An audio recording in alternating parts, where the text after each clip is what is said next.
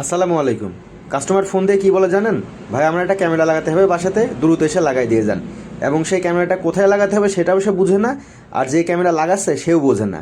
Indoor camera আউটডোরে, outdoor camera ইনডোরে লাগাই। আজকের এই ক্যামেরাটা দেখেন, এই ক্যামেরাটা আমার কাছে কাস্টমার নিয়ে আসছে, নিয়ে এসে বলছে ভাই আমার ক্যামেরা নষ্ট হয়ে গেছে, ঠিক করে দেন।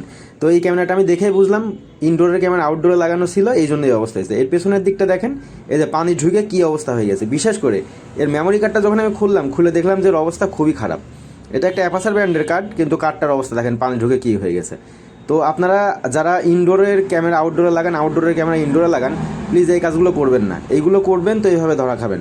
ক্যামেরা লাগাবেন, আগে বুঝতে হবে যে আপনার কী ক্যামেরা দরকার এবং ক্যামেরাগুলো কোথায় লাগাতে হবে এবং ওই জায়গার জন্য কোন ক্যামেরা ভালো হবে। ইনডোরেরটা আউটডোর, আউটডোরেরটা ইনডোরে প্লিজ লাগাবেন না। এটা করলে সমস্যা হবে। তো দেখি এই ক্যামেরাটা ঠিক হয় কিনা। যদি ঠিক হয় তাহলে অন্য আরেকটা ভিডিওতে আপনাদেরকে দেখাবো। ধন্যবাদ।